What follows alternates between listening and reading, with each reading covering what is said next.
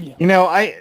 I have a challenge with religion as a whole, in that I'm an atheist, depending on the Steve McRae definition. But my and my whole family is pretty much atheist. But my ex-wife is not. She's Catholic, and her parents are ultra Catholic. I mean, her father almost became a priest. So my children go to Catholic school, and I have to bite my tongue constantly, because what I'd like to do is just ridicule the stuff that they teach them. And I do my best not to, because I don't want to create a negative situation where it's their side against my side. You know, I just want them to kind of grow up and see it for themselves. But it's hard. So, what specifically are you like? Are you wanting to ridicule? Because I think some beliefs are more deserving of ridicule than others.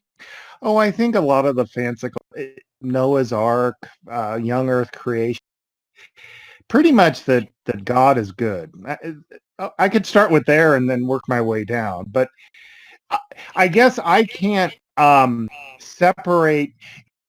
We all know that there's a lot of positive messages in the Bible and in the religious teachings that have kind of come across off of that, and they've undoubtedly done good. But when you say to me, and I grew up Catholic, all my family's ex-Catholics or Catholics, that my kids go to Catholic school, etc. When you say Catholic to me, I just think that's a criminal organization that has spent the last decade and $4 billion making sure that they can continue to rape children. Shots I fired. know, I know that's hyperbole, but so it starts there, and I just bite my tongue. I don't know. I imagine I can't be the person that struggles with this, and I don't know if I'm actually the right way, because my stuff will slip out. I'll be talking to my kids in the car about school, and they'll tell me about religious class, and I just can't help myself. They start saying stuff, and I'm like, yeah, why don't you ask your teacher about this? So there is a Catholic in here, and I will cede space to her, and I need to go check up my son real quick. Okay. I missed the bit that you were saying about continuing to abuse children. I missed that bit. Sorry, you broke up.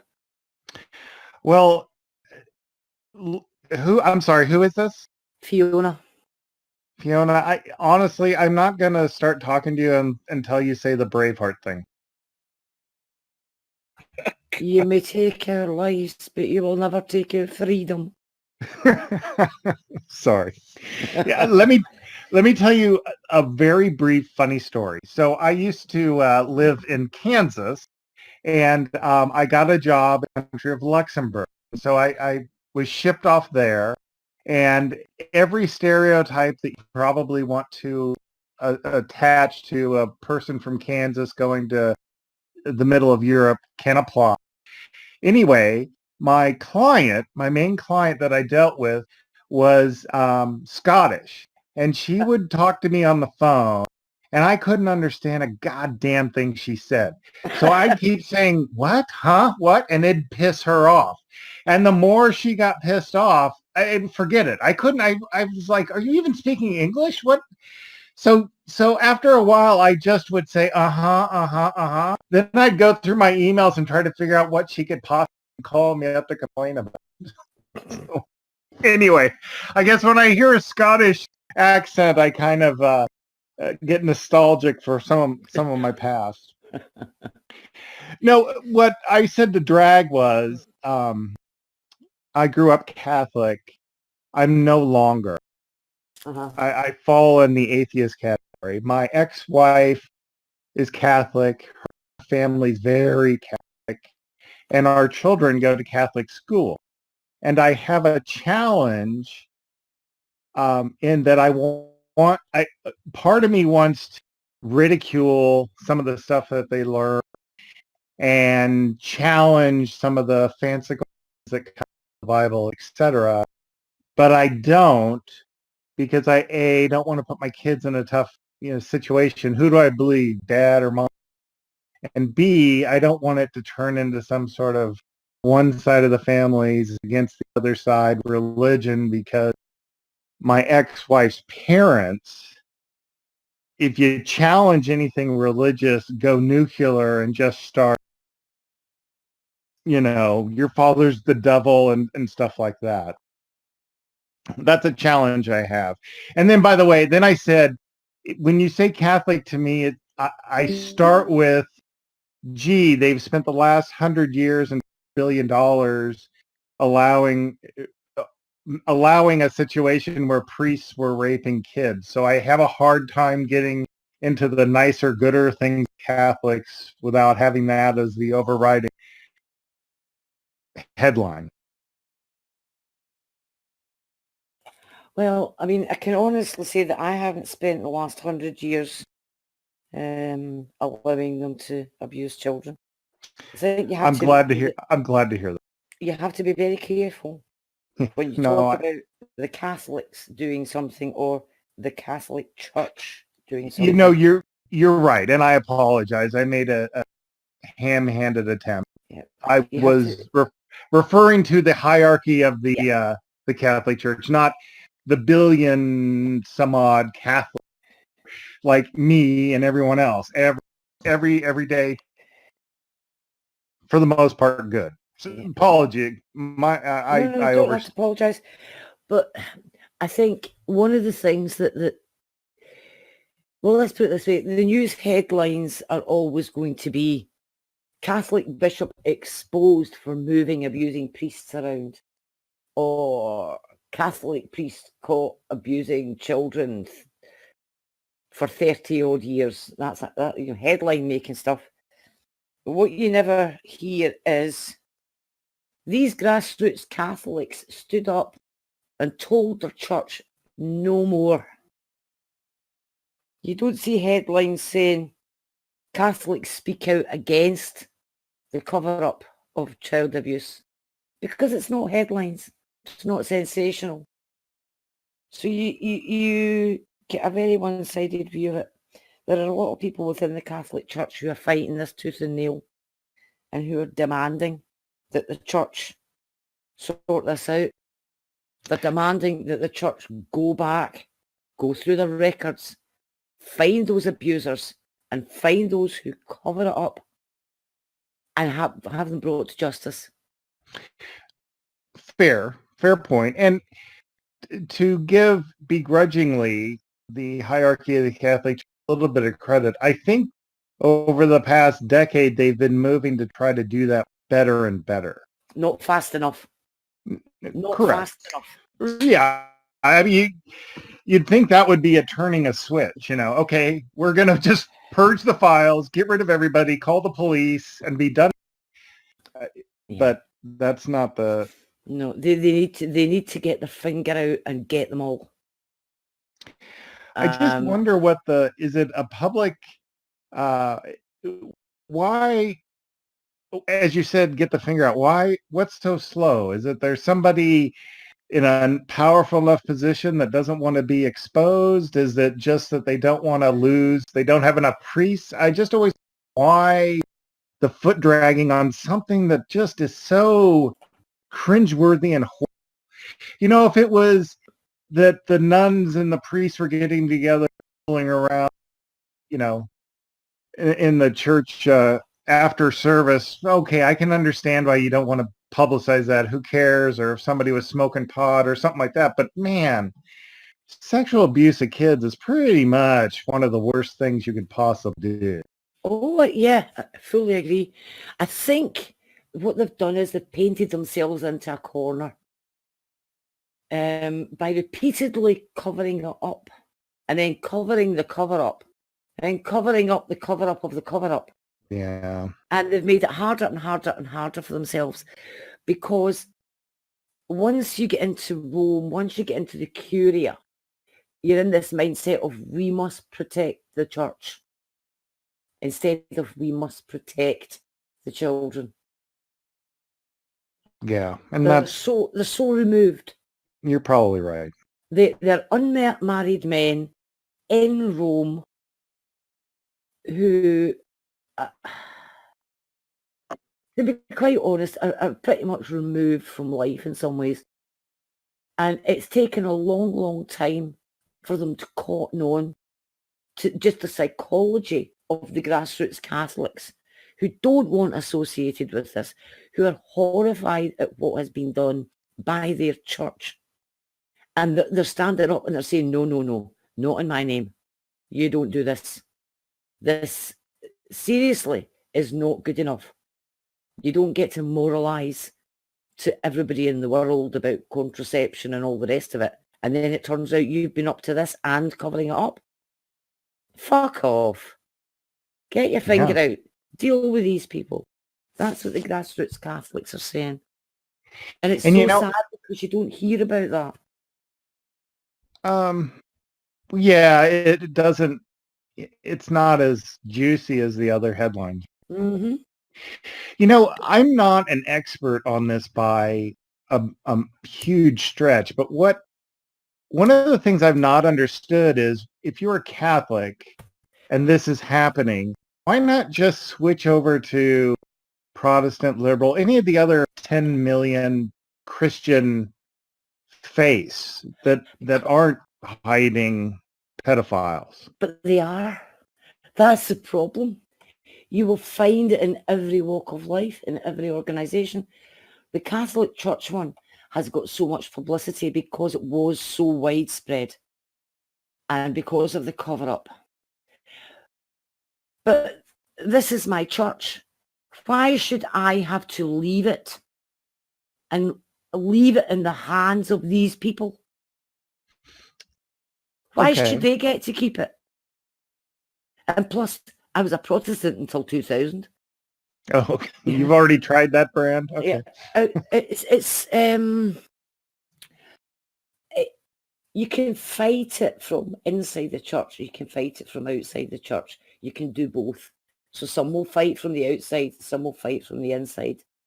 But your voice is loudest in the inside. They're not wanting people to suddenly get up and walk. They have to listen. Right, but one could argue that if enough people got up and walked, that just by default, they'd have to be a little bit more aggressive. You know, if 30% of the revenue just dried up and disappeared, you know, a company's going to fire their CEO, you know what I mean? This isn't a company and CEO and all the rest of it, remember. You're talking about people who say they're fighting for people's souls. The number of Catholics who have said, don't bother passing your collection plate to me. Until you sort this out, you get not another penny. So that their income has already been hit by the people who can stay within the church, who can fight it from within the church, but who are saying, no pennies. None. You use your own money and sort out your own bloody mess. We're not doing it for you. Yeah. But as I say, if somebody breaks into my house and they decide that they like my house and they're going to stay, should I just walk out the front door and hand them the keys? Or do I stay and fight for my house? Well, if you're in America, you just blow the living shit out of shotgun. Yeah, but the other thing you talked about... It's actually the house they're looking for is the village down the road. The other thing you brought up was about what do you tell your children? You have to let them... You have to sort of let them find their own path. Children are funny. I don't know what age your children are. 10 through 18. Right, because you'll know yourself then if you get somebody who's 18, that one of the things that happens as they hit their teens is that if you say black, they will say white. Yeah. I hear you. And they will disagree with you purely for the sake of disagreeing with you. Oh, I agree. I remember very well being a teenager. And that's what I've tried to do is just, they know that I don't believe in this stuff. I don't think you can hide. And I don't take him to church. Matter of fact, my ex-wife doesn't either. The only time they ever go to the grandparents around. That's neither here nor there. But yeah, I bite my tongue because I can just, when they're telling me about their homework and the religious studies, I just want to go off on, oh, you're learning about Noah's Ark? Well, but here's all the stuff that's just obviously unanswerable. But anyway, I digress. Yeah. But I try not to, because partially in what you're saying is that, when your dad tells you something, it's coming through their filter of dad's wrong. And I don't want to create some sort of schism. It's just a battle between sides of the family. Yeah. How do you let them find their own way when they're being indoctrinated? Well, that's the thing. Are they being indoctrinated? Because there's somebody that I used to know. This is coming from someone who was indoctrinated, just so you know. Yeah. I found my own way. I grew up Catholic. We went to church every Sunday. I went to CCD and all that stuff. Got married in a Catholic church, had my kids baptized, all that stuff. But as long as I can remember, I didn't believe. And eventually I just got brave enough to kind of, brave enough is not the right word. At some point, I just got curious enough to look in, start investigating and reading and understanding the arts, so that I validated what I thought. So I part of me thinks, well, my kids will do the same thing. That the generation today has access to so much more information than I did when I was a kid, and I was able to read through some of the stuff and think, this is bullshit. So I don't know if that's the correct way to do it. I'm only providing you the answer that I'm. Does that make sense? Yeah, I don't have a solution either, but I believed it all, man. I believed all of it from the time I was 5 till in my mid-20s. I think the story about the guy getting swallowed and then living in the fish for 3 days might have been the turning point. It was like, that's bullshit. You can't do that. I mean, I think the number of people who read the Bible literally, it's a very small number. But you talk about indoctrination, and I knew someone who had gone to Catholic school. She was taught by nuns. And so you don't get much more a religious school than that. And her Roman Catholic school taught her all about evolution. And they taught her about common descent. She was one of the best educated and self-taught people when it came to the sciences.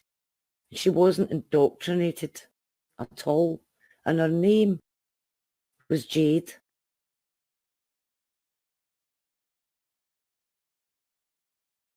Is that a famous person that I should know? Jade West. She was a member of the Great Debate community who died. Oh, sorry. No, I just kind of joined this little. Yeah. She was someone who could talk about in great detail about various fossils and all the especially dinosaurs. She loved dinosaurs, and she could relate to you in great detail the various research papers that had come out on a specific topic.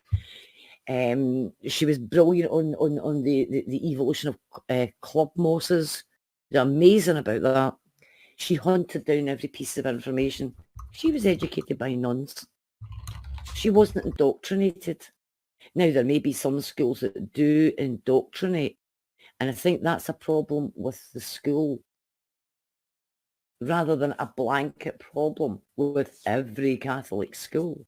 My son went to a non-denominational school purely because it was the easiest one for him to go to. And I left the sort of the religious education in the hands of the school because I wanted my son to get a decent education on all of the world religions, not just Christianity. And I knew that he would come to his own conclusions. We have talks about it, me and him. I will tell him what I believe. What I won't tell him is what he must believe. I won't do that. So I'll tell him what I believe. And I'll say to him, well, this is what I believe. And I'll leave it at that. He's 20 now. And he's busy working through this himself. I'm not going to push him one way or the other. That has to be his decision. He can come to me with all these questions and I will answer them as honestly as I can.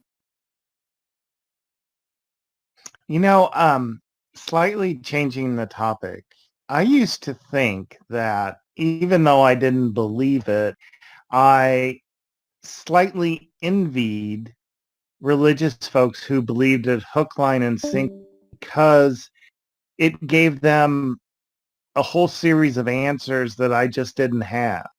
Mm-hmm. And I believed that for a number of years, but the more I've thought about it, the more I don't actually believe that anymore. That knowing a falsehood might not be better than not knowing what the answer is, if that makes sense. I guess I'm still struggling with that. Is it a true believer, the Pope or a priest, someone who's just believes in and just knows that the minute he dies, he's getting raptured off to nirvana for eternity? Is that having that belief, knowing such a wonderful gift is at the end of the road, really better than me thinking, well, you know what? You're going to live and then progressively get sicker and sicker and sicker and just go to sleep and not wake up? I don't know. It depends on the person. Some people find great comfort in their faith. But I do believe that if you're honest about it, you say, they know they're going to go to it or whatever. If they're being perfectly honest with themselves, they will admit, no, they don't know it. They believe it. There's a big difference. Right. You're correct. And so there is a hope there. It's a hope. But they still have questions. They still have a whole bunch of I don't knows. Where I start to run into real problems is when I come up against the fundamentalist evangelicals who think they know, who will tell everybody that they know and they have all the answers, and they will tell you the answer to everything is in the Bible, and they're absolutely convinced, even if it's kind of wash blue and red clothes along with whites, they think the answer's in the Bible somewhere. Oh no answers anywhere but the Bible. And they're fooling themselves. It's lazy thinking. And if you go to the moral questions, the answers are in the Bible. Look it up in the Bible. Well, anybody can look up the Bible for the answer to a moral question and find a passage which fits in with the bias of the answer that they want. Sure. You can always find a passage. Yep. And somebody else in the live chat had said, teach kids how to think, not what to think. And I think that's also true of the Bible in a sort of way, because what it does is it teaches you how to work out whether you should or shouldn't do something, whether you should or shouldn't say something. It gives you the tools to work that out for yourself. If you're going to be lazy and instead of working it out for yourself, go looking through the pages for the answer, the way you would look through your computer manual for when you get some sort of weird error, then you're just following instructions. You're not thinking for yourself. You're not saying, well, here are the things that we were taught. How do I apply that to this moral dilemma that I have now? That's what you need to do. The answer to your dilemma isn't inside the pages of a book. The answer to the dilemma is inside you. And it's that lazy way of, I'm just going to go and look up the answer in the Bible.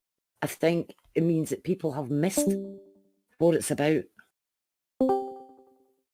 And there's, at risk of boring everybody to tears, there is a passage in Romans where Paul is talking about even the heathen knows right from wrong because the laws are written on their heart. But he also calls that their conscience, their moral compass. Can I ask a question before you go on too far? Yep. Let's say you're in like the 1st through 5th grade. Mm-hmm. So you're anywhere from the age like 6 to 11. How are you? Like I never questioned anything at that age. I was just being fed information, and I didn't have, and I don't think most 1st graders or 2nd graders have the wherewithal to question their authority, and that's kind of what I mean by indoctrination. Yeah, well, I mean, I can only speak for myself. I was a pain in the arse because I was always asking questions. I was too, but the answers I were given were from my family and from school, Roman Catholic, were always skewed to the Catholic side because that's the way it is, because that's what Jesus said, because that's what God commands. See, I was never satisfied with the answer because God said it or because God commands. Right, And my questions right at that on. age, my questions at that age were sort of along the lines of, wait a minute, an ark. Well, maybe Mother way of help into adulthood to be able to think is, as you said, Fiona, the teenagers who question everything and nothing you say is correct. Moving from when you're under 10 and everything your parents or any authority figure says is correct. Maybe those two somehow balance out. That gives the child, once they hit 20, some sort of foundation for being able to figure out their own truths and become a little bit more skeptical. Mm-hmm. I don't.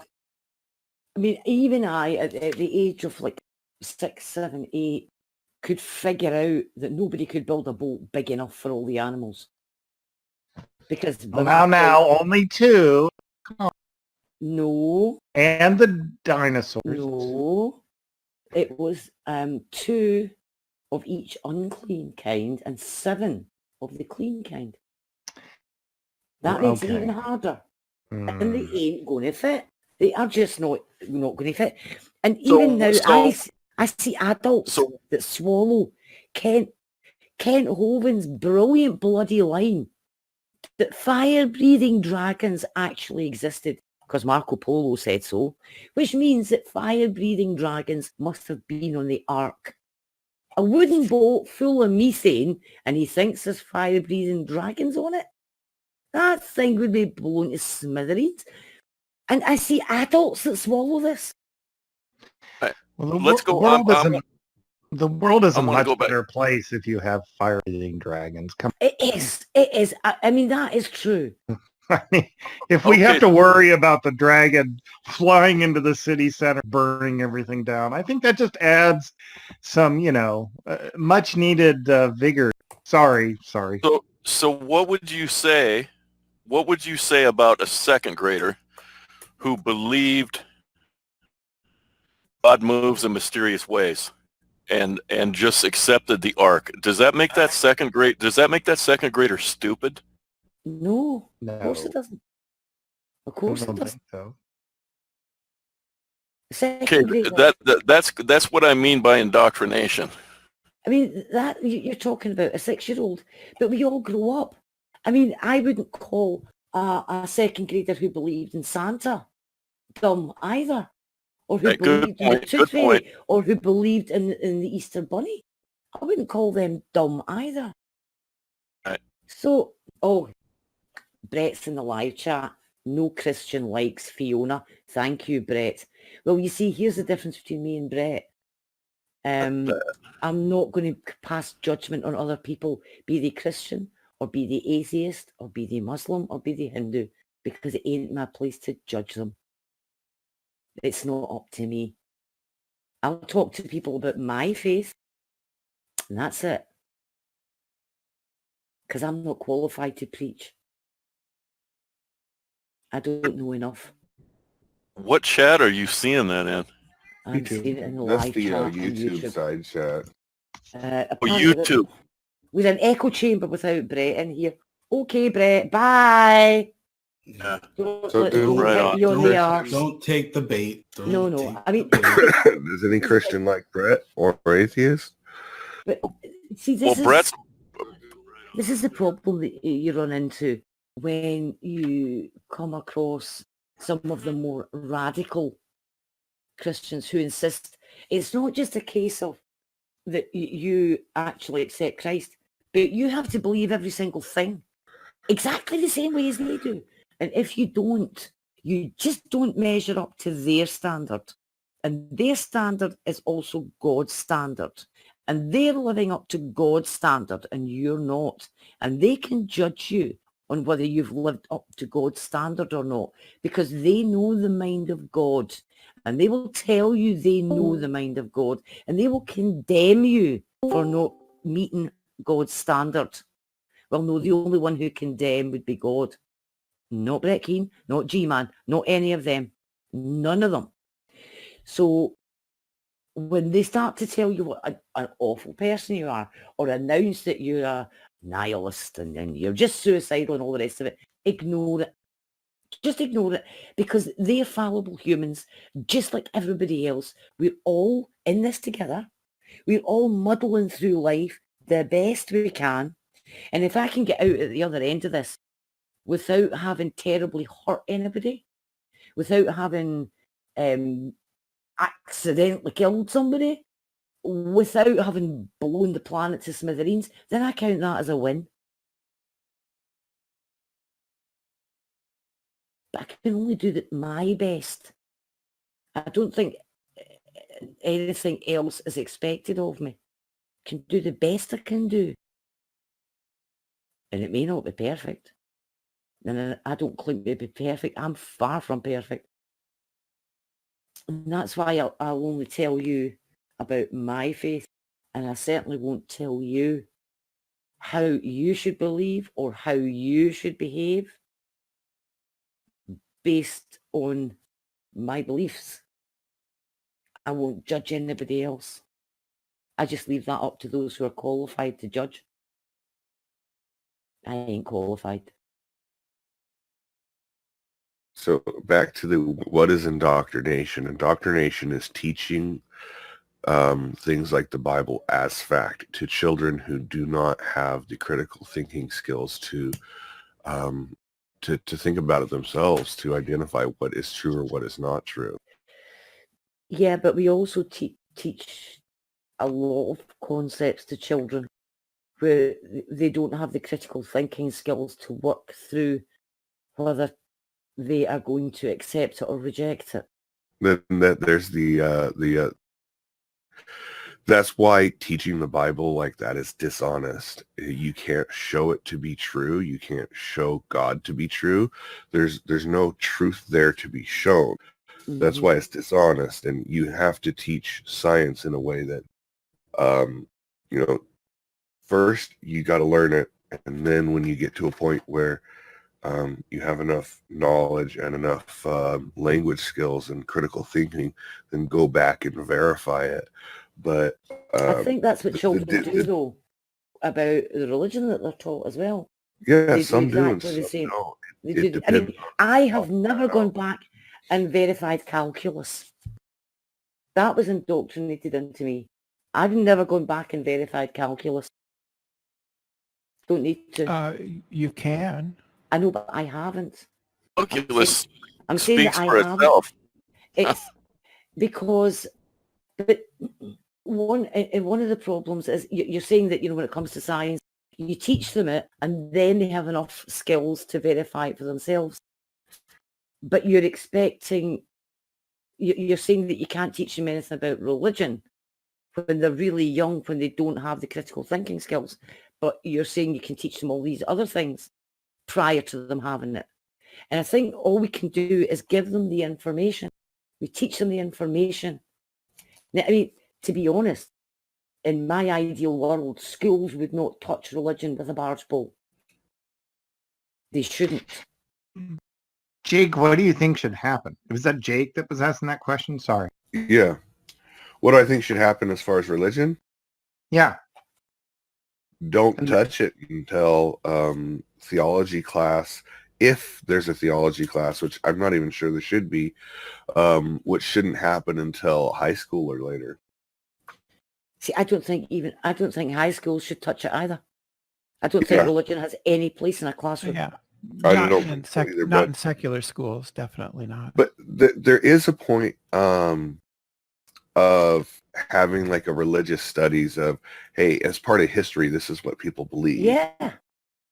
But it shouldn't be. What do you say to people that would say, but we really, to be honest, we really don't. There could possibly be Allah, Buddha, God, you name it. I don't think that there could possibly be. There's no one that's been able to show me possibility. Yeah. But if we are going to have any kind of formal study on that, then it should be like a very critical study of this is what people believe and this is how the beliefs work. Indoctrinating kids into a belief of it. Well, you keep coming, and I don't deny that. But say that every Catholic is involved in indoctrinating because No, sorry, I just want to jump in real quick. Wouldn't they, by their very nature though? And I'm not looking at indoctrination as a dirty word because, like it was pointed out, the whole point of going to secular school is that you're taught certain concepts, right? So, but the whole point of putting someone in a Christian school or a Catholic school is to get a good education and to be indoctrinated in the beliefs of usually the parents' options, right? Like I'm Catholic school just because that school happens to be a better school in their area and stuff. But generally, the idea out of the public system putting them in a Catholic is so that they learn Catholicism. It doesn't work that way over here. It doesn't work that way over here. There's a lot of a difference. There's a lot of other reasons why you might. For one, in I want to say like over our religious schools is about right. No. Or, the state does pay the schools if I'm understanding England. there are many Jews in the United States put Catholic schools because they feel they get better education Catholic public school system. Yeah, and if they were being completely indoctrinated, they would. You're right. I don't mean. I agree with Jake. I don't. When I say indoctrination, I don't mean it as a dirty word. In Canada, there's two school systems, Catholic, secular, and they're both free. Yeah, I mean, there are Catholic schools and there are non-denominational schools, and both. Okay, let me ask this. I'm sorry, I just want to get Parents want them to do that, but you can sign your child out of that. Otherwise, they follow the exact same educational curriculum.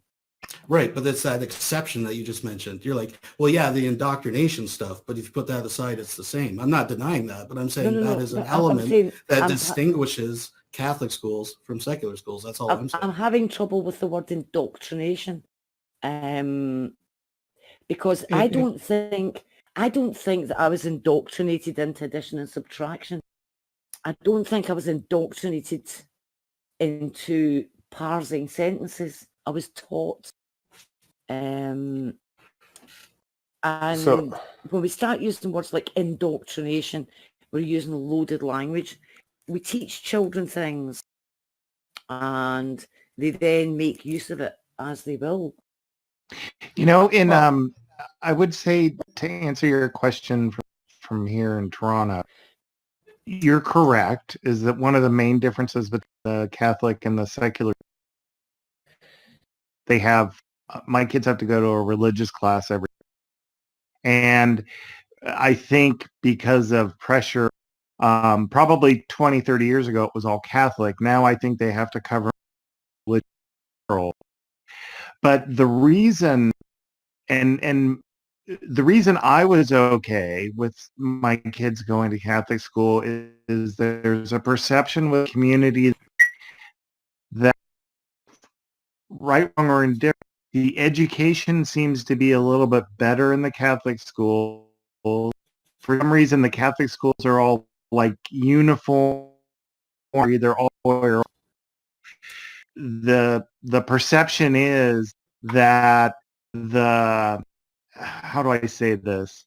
That the moral framework or the people going to the schools, it's just a more positive environment. Now, I don't know. I don't have a study that says children that go to Catholic schools are, more successful in life or less inclined to do drugs or teenage pregnancy or any of that stuff. I don't have any of those studies. I just have when I talk to the people in the community, what they say.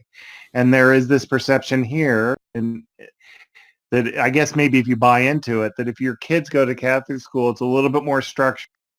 It's going to provide them a more, for lack of a better term, and it's my vocabulary failing me, a moral guidance than the secular school. Well, they have more advantages as far as resources and stuff because they have smaller class sizes. Like, I acknowledge that. Like, I have friends more money have put their kids in Catholic school because, like I said, it's like the better one in the area, right? That's just the better option. I don't One buy of the parents is Catholic. But go ahead. Sorry. I don't buy the moral stuff. That's bullshit. Well, that may very well be. I'm just telling you what the perception and the conversations I have with people. I can't accurately assess, is the moral framework at the Catholic school better than the moral framework at the secular school, because A, I'm honestly not there every day, and B, all my kids go to the Catholic school. So I don't know, and the majority of the friends that I have with school-age kids go to the Catholic school. So I could be fooling myself. Yeah. See, I don't see any difference between the morality that I had before I became Catholic and after I became Catholic. And I don't see any difference in the morality between me and my son. And he's gone to a non-denominational school. And I don't see any difference in the morality between me and my brother-in-law. My brother-in-law's a Roman Catholic priest. I don't see any difference. That's probably because morality it doesn't come from the Bible. It comes from your culture, your upbringing, and your internal moral compass, or your evolutionary moral. So But see, the difference. Gonna jump on that. I just go ahead, Jake. I feel like that's of all Catholics. See, the when you're teaching math, you have 1 plus 1. You have visual aids. This is one thing. This is two things, and you count them up together. That's two things. You know, you can visually show and teach math from the structure up. There is a little bit of, well, this is, you know, I know more than you, so you got to believe me, but it's very little. The same goes with most of these subjects like English and stuff. Some of it is, you know, this is just how it is, you know. It isn't good or bad. It's just how it is. But you build it up from the bottom up. With religion, this is what the Bible says, and it's true. With this is how we view it in our doctrine mixed in. That is not a critical examination of, oh, this is why the flood happened, or this is why we know that the Bible is true, and here and here and here and here. You don't build it up in the same way that you build up math. Go ahead, Holy. I was just gonna say, some Catholic morality is different, right? So like a lot of Catholics start adopting, and I know Fiona's different, but a lot of Catholics do start adopting morality that's derived from natural law theory and morality that's derived from Thomism. And basically what they're doing is they'll start to kind of tack on some extra things. So like Catholics are very similar to humanists, plus they're going to tack on a lot of extra stuff. So like an example of extra stuff is like the purpose of procreation, or the purpose of sex is always in marriage and is for the purpose of procreation. And if you thwart procreation by wearing a condom or using birth control, then you're going against what God has put forth, which is to ask you to be fruitful and multiply, and you're going against natural law. And so like that's an example of like how Catholics sometimes will change their morality differently than I think secular some folks will. Now, no, it's definitely not of all Catholics, but I was just trying to give an example of a conservative Catholic, which represents my portion of the family. Like my family that is Catholic holds to this kind of standard of living, and their version of morality it has a lot of extra things like that. I see. Most of the Catholics that I know, when it comes to contraception, they will say, well, stuff what the church is teaching, this is nonsense. They will make their own decision. I think... Yeah, but that's not the rest of the world. No, I didn't say it was the rest of the world. I said the Catholics that I know. I qualified it right at the beginning. Yeah, so we can all talk about the Catholics that we know, and I don't think we get to the bottom of what is a typical Catholic, because I don't think there is a typical Catholic. It's such a broad church. You said they come in and say, well, this thing is BS that the church is teaching. Did I hear you right? Yeah, some of them will do. Right, because they'll see so the official stance for the church, and then there'll be a Catholic that says, I disagree with this official stance. Mm-hmm. Back to indoctrination. Happens. I think Jake just made a really good point about indoctrination, and that is, and he said it early on when he first came in here. There's no truth to be shown in the Bible, but there is truth to be shown in mathematics and grammar and biology. There's truth in grammar. Where I think that's there's truth in the rule of grammar, sure, but there's no. You're not showing me truth when it comes to God. I don't think.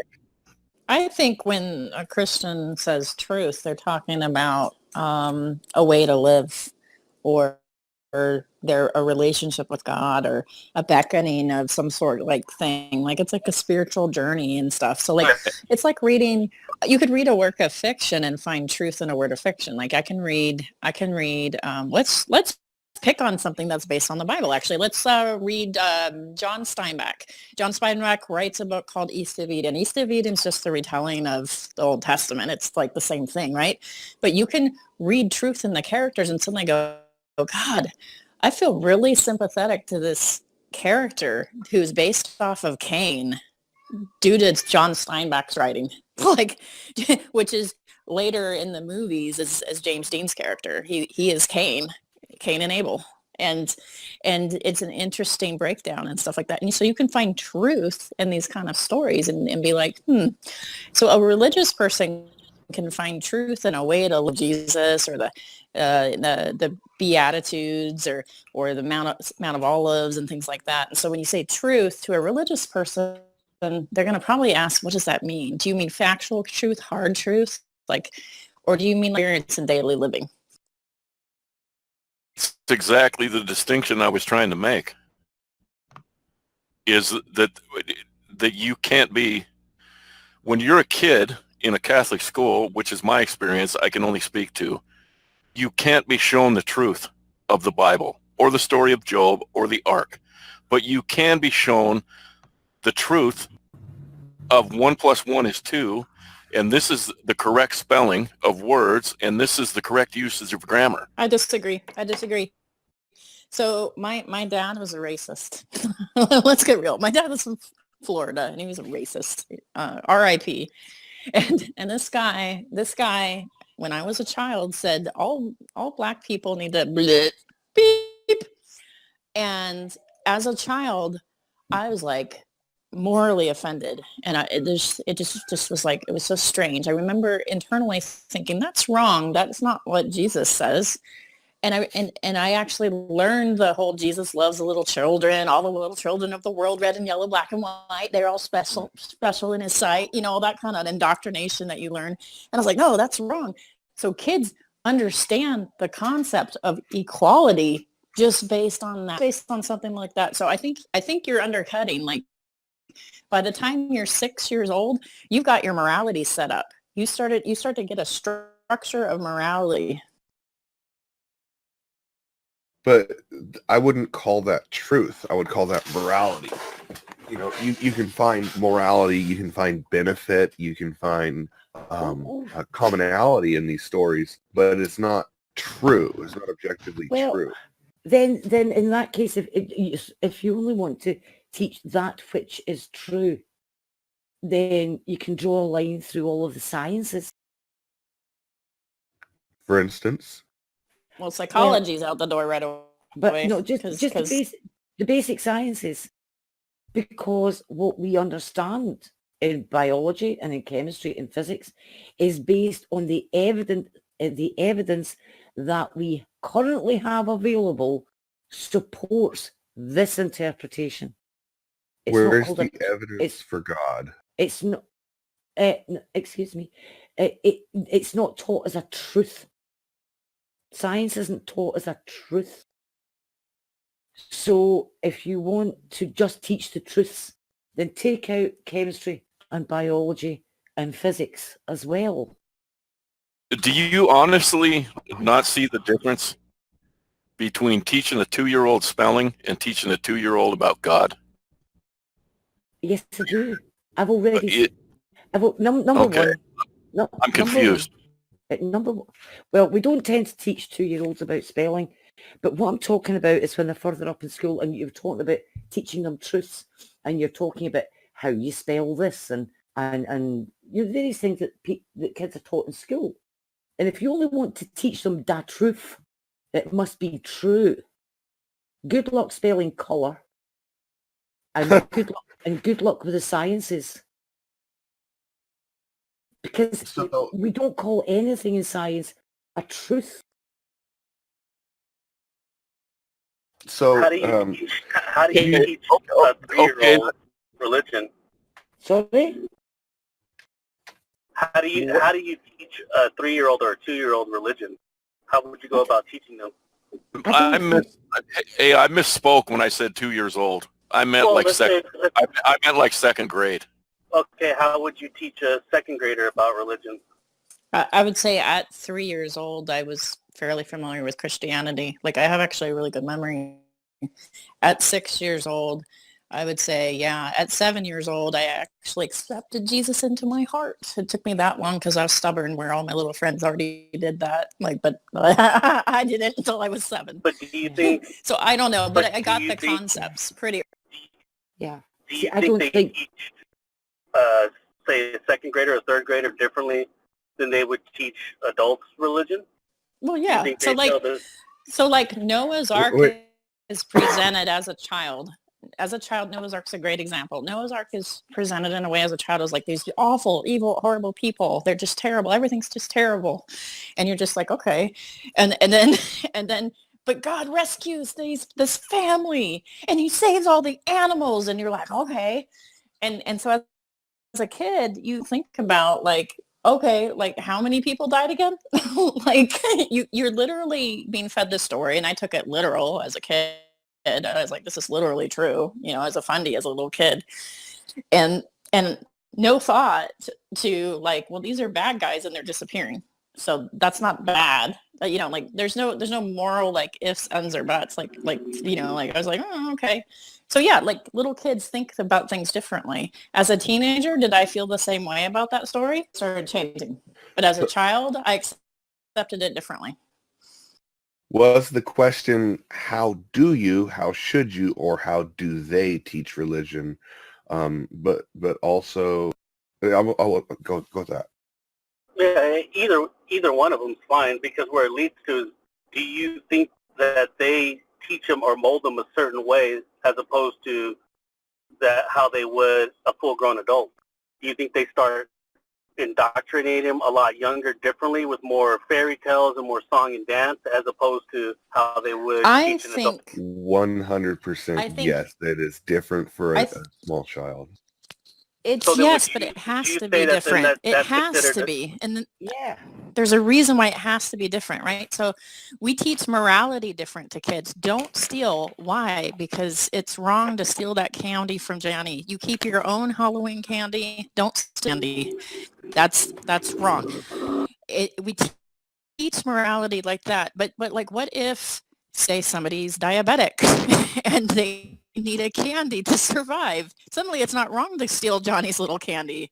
Well, wait, that's complicated. Why is it not wrong to steal Johnny's little candy? Like little kids are taught the most simplest thing, like just don't steal. Just don't steal. But not a reason of why it would be good to steal. Like that's complicated. Okay, so then I think that would you still say in the Catholic school sense then that they're teaching the truth then about religion if they're teaching them differently than they would an adult? I think that there's things that are developmentally appropriate for kids, and like reading Judas hangs himself is not developmentally appropriate for. I understand, but appropriate's different than truth, right? See, I'm glad we went back to truth, because this is where I had a problem. I'm so glad everybody else has the truth. No, you can teach the truth of math. You can teach the truth of chemistry. It's not truth with a capital T. It's not the truth thing. It is, there are truths in chemistry. We know certain things based on other things, and we can show these things. But when you're talking about morality, when you're talking about stories, when you're talking about finding the morals in a book, you're not finding the truth in the book. You're not finding the truth of morality in the book. You're finding about you're defining truth as extremely literal science. Well, so like you're like, is it true that 30 shekels equals this many talents? Yeah. Well, is that true or not? You're focused on that. Well, because I think Fiona people said should that just you reserve show the word truth for that. Fiona said that you can't show the truth in chemistry or in anything else, so nothing is true. No, I didn't say that at all.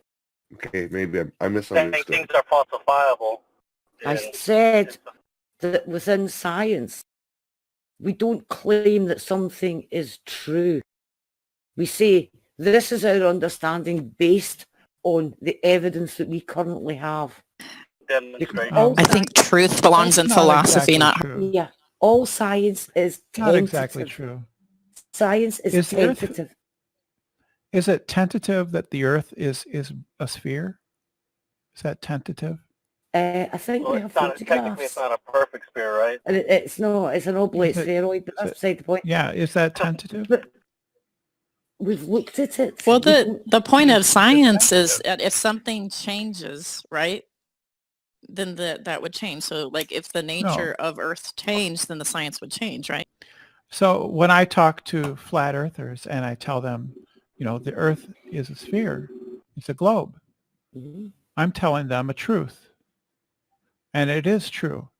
The earth You're telling is them a an observation, globe. right?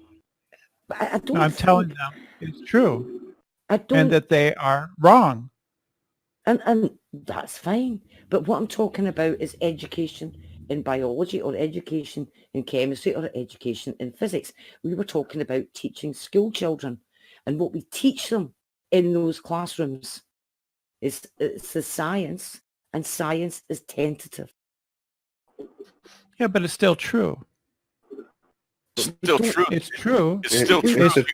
It's Brenda a has tentative truth.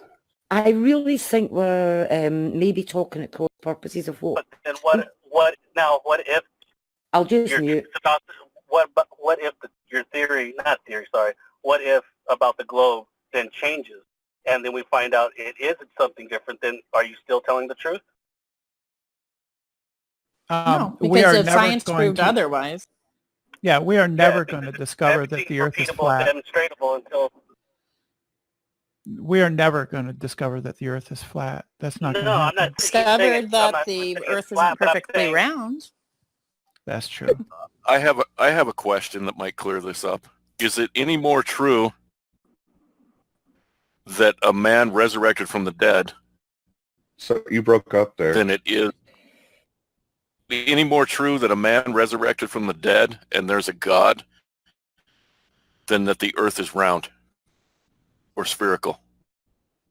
Well, one is taken on faith and faith alone, and one is based on observation. Yeah, one When is you taken teach- without evidence, is belief without evidence, and the other Yes. is I a think you belief can based get on to evidence. I think you can get to God without faith. I think you have to have faith to figure out who God is. So like if you are part of a religion declaring that I know who God is, Mhm. then I think at that point you're requiring faith. But you can actually be a deist. And I think that isn't an irrational position to hold, because a deist is simply somebody that holds a default position just like an atheist does, going, I believe my intuition and nature, and I think that there's order, and I think there's a creator, and it kind of ends there, right? And then from there, but who God is, do I know him personal? That's different. Once you declare a personal God, I think that's when you actually have to say that that's a faith position. Mhm. I think that's always been my position. I don't claim to have any truth. I make no claims to truth at all. So I just- Fiona's position is similar to Kierkegaard. So like it would be similar to like faith is something that you live out, Mhm. and not just there's an initial leap of faith with Kierkegaard, but it's also something to be lived out. It's like okay, so I made this leap, and I'm going to continue to walk across the bridge, sort of like Indiana Jones style, with the invisible bridge. That's how I see yours. But that position is called, I think it's called fideism. And that Fideism. position, that position is similar to Kierkegaard's. So in answer to my question, your belief in God and your belief that the Earth is an oblate spheroid are equally true. I could be wrong on both. Because at one point when we believed that the Earth was perfectly spherical, we were wrong on that one. So And there's I'd be surprised if anybody ever thought that the Earth was perfectly spherical. I do not make also any claims to having any truths. There's also this thing of like, what is closer to the truth? I know that sounds like kind of slimy, but like Yeah. I would argue that there are some things that are closer to the truth than not, right? And that's in science, that's in philosophy. I think that that's not a terrible position to believe in. Like that there are things that are true, but like this is the truest thing that I know. But if something changes with more information, then you're going to start moving up the chain. You know what I'm saying? The reason that I brought up truth was to distinguish between teaching things like math, grammar, English, chemistry, science, aside from indoctrinating into religious belief. So you can Yeah, define I don't think children should be indoctrinated. Indoctrination is teaching children to accept something uncritically, and that's not the way science is taught. Not how I was taught We science. indoctrinate people all the time on morality. What That is happens? something that our I don't think so. I don't What think happens that's when true you fail? either. What happens when you fail your test in school, and they tell you that you're wrong? Say that again? if you fail a test in school and they tell you wrong, they tell you why you're wrong. Mm-hmm. What were you saying, Holy Sparkle? We indoctrinate people in what? just on things like morality. We ought to do this. We ought to have a clean earth. Why? Future generations. And I don't think that indoctrination is bad. That's I something think that children. we do. It's like Captain Planet stuff, you know. I mean, I don't think- think any children should be indoctrinated. Yeah, I would agree with that. That would include religion. As would I. I think it just depends on what you're defining as indoctrination, right? Right. What are you And defining? Fiona is equating teaching children religion and teaching children science is the same thing. No. And I didn't. All right. If I misrepresented you, I'm sorry, but that's the way I took it, and I'm trying to understand. No, that doesn't sound like her. That doesn't sound like her, That to be is honest. not what I said. Okay. What I said was, if you only want to teach children the truth, then sciences will be out, because science is tentative. And it's Science- a tentative truth. Sorry. So Science is always held tentatively. So is teaching children science indoctrination? But what's wrong with indoctrination though of science? Let's just go with that. Can there be bad indoctrination, or can there be? Yeah. It is possible to indoctrinate somebody into something true, but it's the wrong way to teach. Indoctrination is wrong because of how you're doing it. You're telling somebody, this is true, believe it, because I told you so. But is it demonstratable though and repeatable though of that doctrination of science? Can they test themselves? Sorry? Can they test science themselves if they learn something and say we go with they are indoctrinated in science? Or is the student able to test what they've been indoctrinated in? Well, if it's literally taught in an indoctrinated, if they're literally indoctrinated into it, then no, they can't. But if they're taught it properly, then yes, they can. If they're indoctrinated into it, no. Indoctrination is teaching somebody as fact without giving them the steps to get there.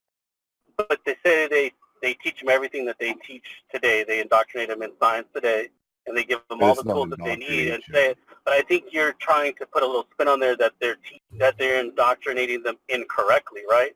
And who's it's them? different. It's not indoctrination when you're teaching math and science. Indoctrination it depends. is bad pedagogy. That depends. It can be, but that depends. You can tack indoctrination to science. Like I said, again, you can talk about the science of global warming, which I think is real. But you can also tack on indoctrination into it, and you can get old Captain Planet, and which honestly I don't think is a bad thing, actually. But it is technically indoctrination. What part of it is indoctrination? If you're teaching it without the relevant... So kids oftentimes have exercises that they do. Well, for this, because the planet is having problems, we're going to all have a project, and we want to do a project to save the planet. What is your project going to be? And then you could even do like Captain Planet styles. Like you can be a hero and da da da da da da. Like you can make it palatable for kids. And then suddenly it's, the same complaint. It's indoctrination. Is it bad indoctrination? I don't think so. Or actually, sometimes indoctrination is similar to propaganda. Is all propaganda bad? No. Is some propaganda bad? Yes. I have another question. Is there anybody here that went to Catholic school that was taught the Catholic religion as if it may be tentatively true? I didn't go to Catholic school. I didn't go to Catholic school. I was homeschooled. I was homeschooled Well, too. That's kind of my point and my experience. And that's in Catholic school. They don't teach their religion as if it's tentatively true. Right. And I was actually going to point out, this brings us back to the original point. I mean, we can see how nuanced, right, that this conversation can get. And I think the original point was like, how do we expect a 6, 7, 8-year-old child to distinguish between, I'm going to use the term loosely, quote, truth that they're learning in math class versus what they're learning in religious studies, right? When it's presented as the same types of, quote, truth, right? Or at least with the same level of credibility. I wouldn't want religion to be taught like that in school at all. School is not the place for it. Sure, but it is, though. I agree. Is what the point is. I wouldn't want it taught in school. I believe that the only place that religion should be taught in school is in like the way that Australia does it, which is like a religion studies class, like an anthropology kind of historical way, and that it would cover all religions. That's the only one that I would. Sure, but I think that what the point is that was being made, and I don't want to put words in people's mouths to start this discussion, is that it is being presented that way. And how do you expect a child, like under the age 10, to distinguish, right, between faith-based, quote-unquote, truths and what we call fact-based truths? We live on a globe, for example. Because you have to nurture critical thinking in them. You have to, again, we go back to teach them how to think, not what to think. Right, and that's what I'm saying, is that is not what is taught in Catholic school. Well, maybe Well, you don't question, you don't critically question is God real or is hell real? I know of some people who've gone to Catholic schools that have gone into that. And again, we're all having to base this on anecdotes. And again, I go back to Jade, who was taught by nuns, and she was taught critical thinking. And she was taught how to evaluate what she read, what she was told.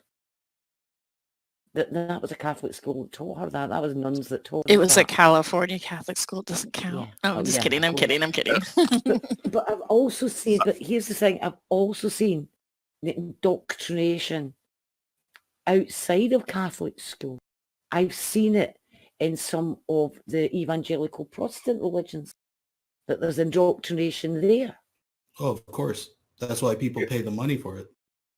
And there's indoctrination in the family itself too, in the upbringing. You don't need school. You don't need school for that.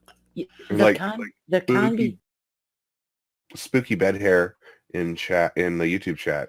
She said they say that when they went to Catholic school, it was taught as fact. But this is the problem with homeschooling. There is not strict regulation on it. You can get away with a lot of stuff. Like, and the biggest reason, the most common reason that people homeschool is so that they can indoctrinate their kids, or they can teach their kids about their religion. It's a religious motivation over anything else for the most part. So I was homeschooled because religious indoctrination, like, I'm afraid that you're not going to be a Christian, you're going to just throw Jesus away. I was homeschooled because of the morality in schools and the bullying, and that my mother didn't want me to be part of that and fall into that. And The two oldest in my family did go through school, and they had a lot of problems. And so then every other kid past them ended up homeschooled. And we were sheltered, dysfunctional in a lot of ways in the household, but sheltered from some of the outside things. So like I was never bullied at school. Like that's an experience that I've never had. Like I've experienced internet bullying as an adult, but as a child, I was never bullied at school.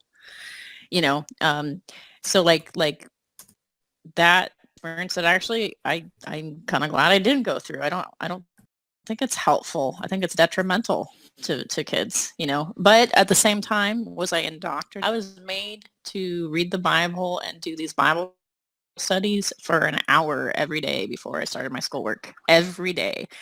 I know the Bible well. But at the same time, the only thing with me is that I had both Protestant and Catholic roots, both in my family. So like I was able to explore in Christianity a little bit more than other kids. Like I wasn't just like, oh, be Pentecostal or you're the devil and you're going to hell. But was I indoctrinated? Yes, to a large degree. I would say that the effects of indoctrination for me are, I would say, a poor view of the LGBT community, which in turn like affected me. I would say like. My view of morality was consequential based because that's how it came across to me, in religion and stuff like that. And that's how it was shown to me. It was either you're a good or a bad person, black or white, and consequential based. And then it wasn't until I was older that I learned that there's other ways to look at morality. So I would say that those are just a couple examples of like a negative effect. And also I was actually trained up to be a young earth creationist. To reject evolution. And I didn't change that until I was 27. So yes, indoctrination affects people. It can affect that, you have some unfactual information. Was it so detrimental that I couldn't ever undo it?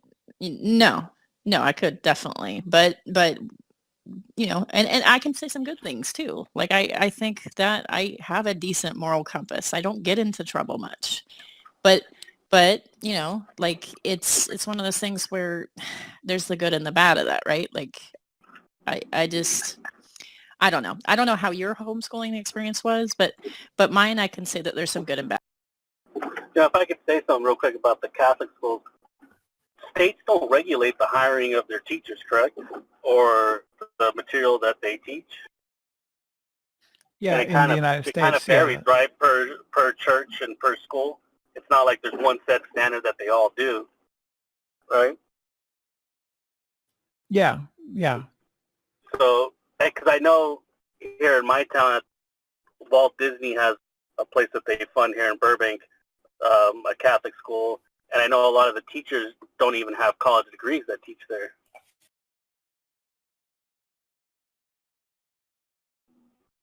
Yeah, it can be very poor. I mean, they can be that they're just handed workbooks. I would just say that I would say not correctly managed. Cat. Part of the problem with our school system in the U.S. is that it's based on property taxes. And so like nice neighborhoods have nice schools and poor neighborhoods are poor. Oh, shocking. Oh, and then those poor neighborhoods say poor. That's weird. It How does depends that happen? It depends on the state too, because California in poor areas they put a lot of the magnet schools in there and enrichment schools in the poor areas. They do. I think a lot but of it's it still a depends problem. Yeah, it's going to be a problem everywhere. Education. I think a lot of people take that route of Catholic schools thinking it's better, but you don't get certified teachers. You don't get a set standard of the curriculum being taught. It's kind of per school. So a lot of times private school isn't the best choice. It could be worse. My next door neighbors are literally homeschooling their kids because they're all kind of like Aspergery, and they do not want them to be diagnosed in a public school. So they're homeschooling, so they never get that diagnosis.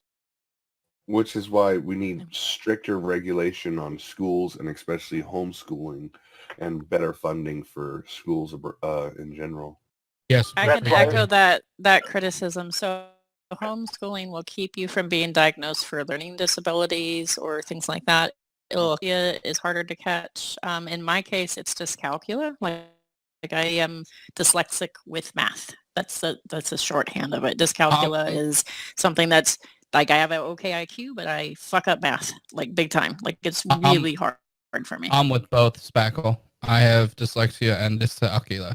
I didn't get diagnosed until I was in the military because I have very Catholic parents who do not like admitting when their kid has some sort of learning disability. My youngest brother has ADD, and they did not want to give him medication because of, I guess they kind of don't want to admit like their seed might be fucked up a little bit. I don't know what's going on there, but yeah, I have both. I remember being eight And now look at your years old YouTube trying star. to learn. From I a was what? 8 years old trying to learn. You were a YouTube star. I was 8 years old trying to learn fractions, and I was in tears because like I was so stuck, and I could not for some reason grasp this fraction to decimal like kind of thing, and my mom said like to me like you're just being lazy and you need to buckle down. It's just like what? I think is it not true to say that there are some schools that have really poor standards and something needs to be done about them? Yeah, but generally that's a state by state basis too. Like some states have worse standards than the other states. Like my education system in Delaware is a lot better than you would find like in Mississippi, but it's like pretty shitty compared to like I'm guessing New York. Yeah, it's a state by state basis level too. I don't know if standardized tests would help those situations or not. It might. Yeah, for my case, I was very isolated. They moved us out into kind of like a country area, very religious, and the homeschooling was to make sure we, stuck with the religion, the morals, stay out of the public schools. Bad shit is always in public schools. Lots of layers and layers of BS on top of that. There's a lot of bad shit in public schools. Well, I'm not saying public schools aren't terrible, but they're not as terrible as homeschooling in my case. There was no accountability for learning. And when my parents' marriage started to fall apart, my mom completely stopped teaching us anything when I was around 4th or 5th grade. So from 4th or 5th grade until I went into high school sophomore year, I had no schooling at all whatsoever. Oh, that's terrible. And I'm sorry. It was fucked up. And I really didn't want to go into high school because I knew it was just like the worst thing, and I was going to get, raped and killed and blah, blah, blah, blah, blah. Because that's what I was taught, that's what I honestly believed. And this is about the time that my parents actually really finalized or got their divorce or separated, something like that. And this is the problem, that there's not enough accountability, not just homeschooling, but public schooling, private schooling, all that. I agree. Like in public school, like an abuser, you're likely to never have it turned out. Like they're not going to find out, because like if you are never let out of your house, they're not going to know. In homeschooling, if you have a disability, you're going to be diagnosed with that very late. So like all those kind of things, I agree, like that, besides just indoctrination issues. But the indoctrination issue is actually a less problem than the other two that I mentioned, because the other two that I mentioned or also inappropriate. You're not appropriate to be a teacher. So if you don't have the mental capacity to teach your kid and you're just going to take a break for a year, or if you're not appropriately trained or have the intelligence to teach your kid, like that is a problem. That is a huge problem. No escape from your fighting parents. That's another huge. Mm-hmm. The other thing I wanted to bring up about homeschooling is the complete lack of social interaction. Now, I actually know a lot of homeschoolers who didn't have this problem, but in my case, we didn't have I had that problem. interaction. Yeah. I had that problem. So like I was in the city and I wasn't allowed to have any neighborhood friends, even though I was in the city. Like I wasn't allowed to. Like, so like I feel you there. I don't mean to cut you off. I was trying to relate to you. Anyway, continue. Go ahead, Fiona. I was going to say, if I just look back in recent history, one of the biggest, I'm going to call it a scandal because it had nothing to do with the Catholic school. It was Kitzmiller versus the Dover Area School Board, which was a bunch of extreme Protestants. And I'm not just, this is not me trying to shut on Protestants because I just don't. But they were requiring teachers to read out a statement prior to a class on evolution, saying that we are only teaching this because we have to, because of the standards. Yes, they poisoned the well. Yeah, that wasn't a Catholic school. So all I'm saying is that there are bad standards in all schools. There are good standards in all schools. That happens in the U.S. as well. There are plenty of teachers who come in and be like, "Oh, I'm only teaching you this because the state requires this." Yeah, this was at Dover. Dover, Pennsylvania, I believe. And that was a rather large court case, which I followed daily. Every time the transcripts came out, I was there reading them. And that was an absolutely shocking case where the school janitor burned student artwork because it showed the evolution of man. Wow. He took that student's artwork and he burned it and he boasted he'd done it. Because I ain't no ape. So that's indoctrination as well.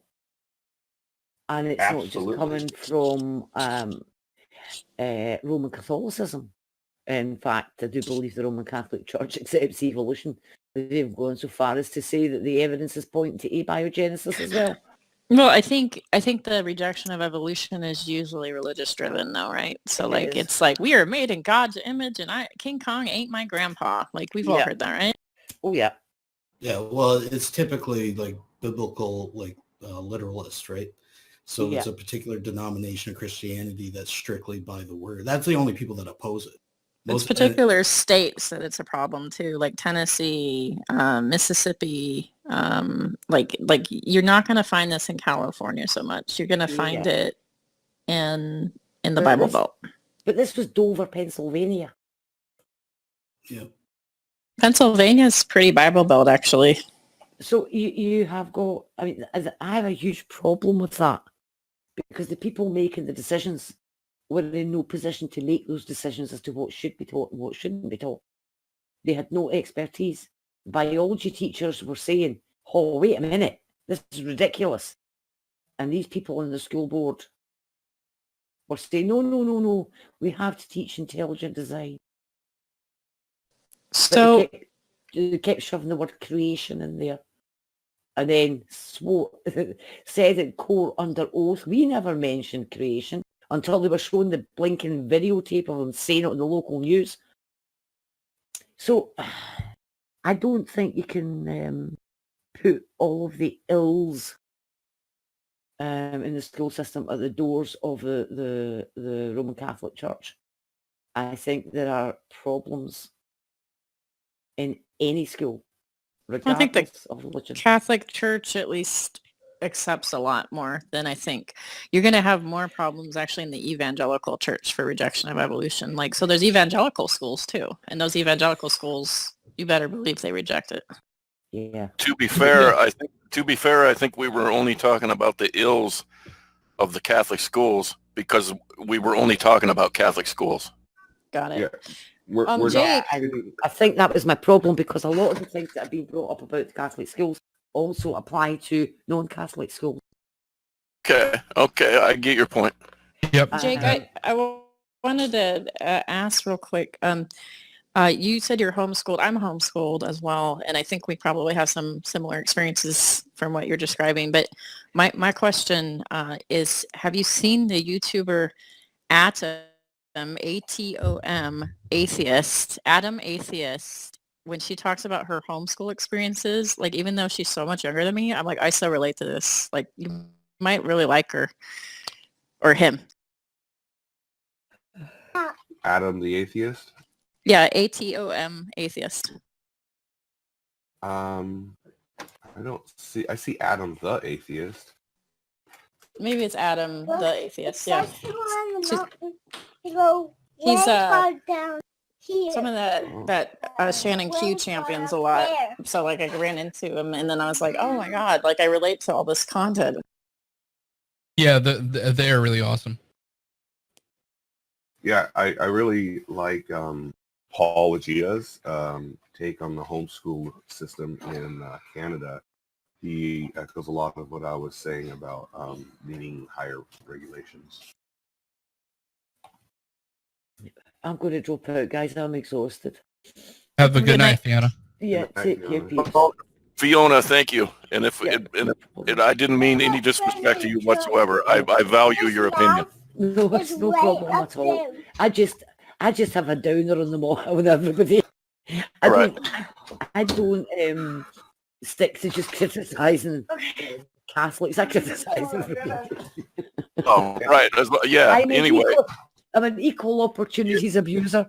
Actually, I'm because aware. he criticizes, because Fiona criticizes the church so much, she gets flack from other Christians because she's daring to criticize her own people. yeah, I know. And Yeah. thank you, Fiona. Thank you for your time. And I problem. think Hey, Braveheart. Take care. Oh, and by the way, in case Kitty's watching, Moira McTaggart. I don't know why she wants me to keep saying that.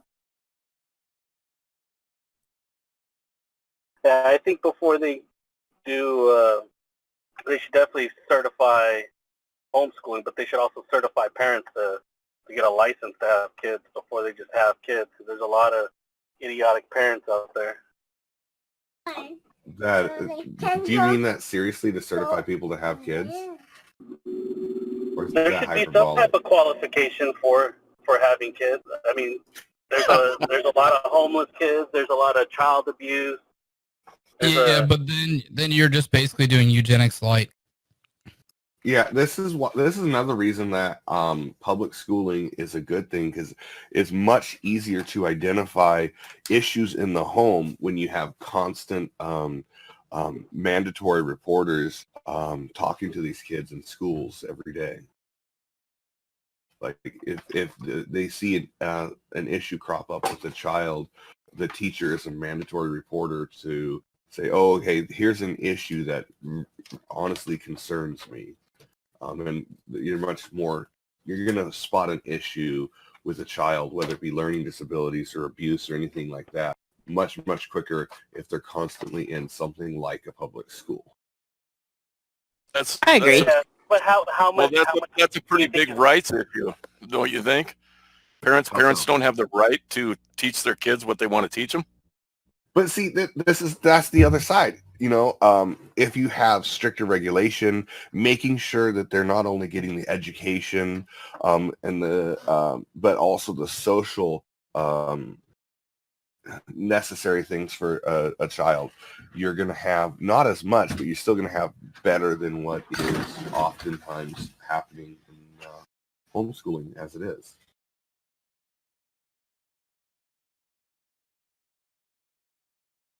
Yeah, I agree with that regulating homeschooling. Definitely should be. Yeah, like just to even be able to see the kid like once a month to make sure that they're not starved to death or leave behind. Yeah, but again, like I was hinting at, that kind of goes to parenting, right? I mean, bad parenting and teaching, they're kind of separate, but that's one thing too. Like yeah, they could. There's a chance that could be found in a public school. But think about it, a lot of it's not reported. There's thousands and thousands, if not hundreds of thousands of kids that are abused, that are malnourished.